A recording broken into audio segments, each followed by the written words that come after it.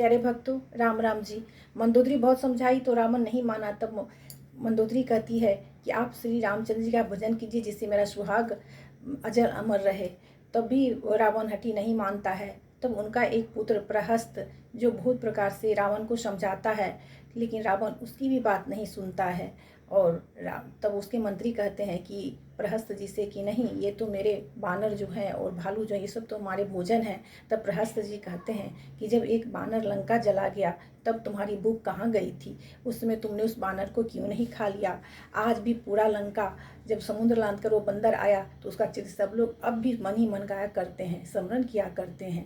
क्षुधा न रही तुम्हारी तब काहू, जारत नगरु कस न धरही खाऊ, सुनत नीक आगे दुख पावा, सचिवन असमत प्रभु सुनावा। यह मत जो मानहु प्रभु मोरा, उभय प्रकार सुजस सुजस तोरा, सुत सन का दस कंठ रिसाई, असीमति सठ के ही तो ही सिखाई। उनका पुत्र प्रहस्त जी कहते हैं कि हे प्रभु, यदि आप मेरी यह सम्मति मानेंगे तो जगत में दोनों ही प्रकार से आपका सुयश होगा। रावण ने गुस्से में भरकर पुत्र से कहा, अरे मूर्ख, तू ऐसी बुद्धि किसने तुझे सिखाई है? अभी से हृदय में संदेह भय हो रहा है। पुत्र, तू तो बांस की जड़ में घमोई हुआ है, तू मेरे वंश के अनुकूल या अनुकूल नहीं हुआ। पिता के अत्यंत घोर और कठोर वाणी सुनकर प्रहस्त जी ये करे वचन कहते हुए वहां से चले जाते हैं। हित मत तो ही न लागत कैसे, काल विवश कहु भेषज जैसे, संध्या समय जानी दस सीसा, बबन चले हु निरखत भुज बीसा, लंका शिखर ऊपर अगारा, अति विचित्रता कोई अखारा, बैठ जाई ते ही मंदिर रावण, लागे किन्नर गुणगन गावन। और हित की सलाह आपको कैसे नहीं लगती? आप कैसे आप पर असर नहीं करती? उनका पुत्र प्रहस्त जी कहते हैं, जैसे मृत्यु के वश में रोगी को दवा नहीं लगती। संध्या के समय जानकर रावण अपनी 20 भुजाओं को देखता हुआ महल को चला जाता है और वह निरंतर सैकड़ों इंद्रियों के समान भोग विलास करता रहता है। यद्यपि श्री रामचंद्र जी सरीखा अत्यंत प्रबल शत्रु सिर पर है, फिर भी उसको न तो चिंता है और न ही भय ही है।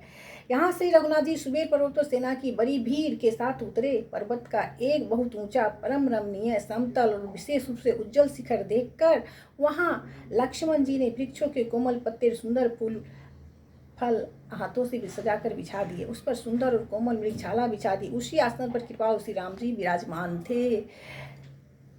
सुना सिर सत सरिस जो संतत कई पिलास, परम प्रबल रिपुशीस पर तदपि सोच न त्यास। या पर रामचंद्र की जय।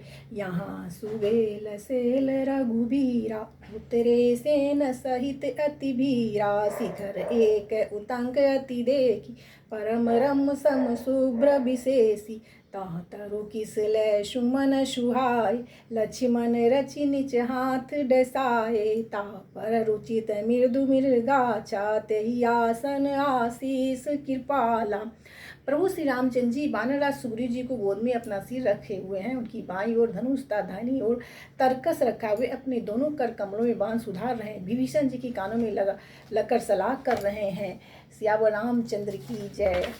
और बरबागी अंगद हनुमाना, चरण कमल चापत विधि नाना, प्रभु पाछे लक्ष्मण वीरासन, कटी निसंग कर बाल सरासन। अर्थात परम भाग्यशाली अंगद और हनुमान जी अनेकों प्रकार से प्रभु के चरण कमलों को दबा रहे हैं। लक्ष्मण जी कमर में तरकस कसे और हाथों में धनुष बांध लिए वीरासन मन से प्रभु के पीछे सुशोभित हैं। यही विधि कृपा आरोप गुण धाम रामो आसीन, धन ते तर यही ध्यान जे, रहत सदा लैलीन। सियावर रामचंद्र की जय। इस प्रकार कृपा रूप सुंदर और गुणों के धाम श्री रामचंद्र विराजमान है। वे मनुष्य धन्य है जो सदा इस ध्यान में लगे रहते हैं और ध्यान को लगाए रहते हैं। जय श्री राम। आपको मेरी बात अच्छी लगी तो मेरे चैनल को लाइक शेयर फॉलो जरूर करें। जय श्री राम, जय श्री राम, जय श्री राम।